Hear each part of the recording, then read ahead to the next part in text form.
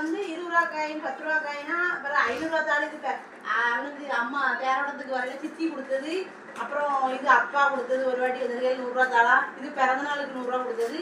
இதெல்லாம் காயின் கடையில் உள்ள காயினா 10 20 ரூபா கொண்டு வந்து போட்டுச்சு. இப்போ சைக்கிள் வேணுமா வரத்துக்கு தீபாவளிக்கு, அதனால சார் தாராங்க. அவங்க பாருங்க எண்ணியாவது விறுவிறுன்னு எண்ணியாவது பாருங்க. கடையில் உள்ள அம்புட்டு 20 ரூபா 10 ரூபா காயின் அம்புட்டு உங்க மாமா உண்டியெல்லாம் தான் கிடக்கு.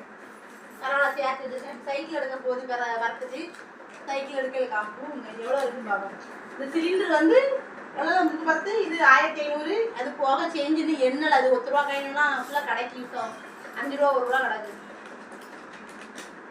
இது அடுத்து மண்ணுண்டியில் உடச்சாச்சு. கையை என்ன 20 ரூபா காயின் இருக்கா? எல்லாம் 20 ரூபா காயின் தனியாக இருக்கு. இது பழைய 50 பைசா 50 பைசா காயின். பழைய 50 பைசாங்க. இப்போ அதனால 5 ரூபா காயின் மாதிரி இருக்குதுன்னு நீ தான் பேசிருக்கியா? இதெல்லாம் எண்ணியாச்சு. இது 1500 ரூபா வருது நோட்டமா. இது வந்து சிலிண்டர்ல இருந்து. இது அம்புட்டும் இந்த இதில் உள்ளது, இந்த உண்டியலில் உள்ளது. பைய என்ன அவசர அவசரம் எண்ணியாவது. ஐயோ ஒரு நாள் கஷ்டமாகவும் இருக்கு. சைக்கிளும் வேணும். சரி சைக்கிள் எடுத்து வந்துடுறேன். அடுத்த வீடியோவில் சைக்கிளோட பறக்க பார்ப்பீங்க. நம்ம கடைக்கு இப்போ சைக்கிள் எடுக்க போகிறோம். அங்கே போய் பார்த்து வச்சாச்சு. என்ன பறந்து கடை ஸ்டோரில் பார்த்து வச்சிருக்கிறேன். இப்போ அதை போய் எடுத்துட்டு வந்தது தானே. 3 பேர் விலைக்கு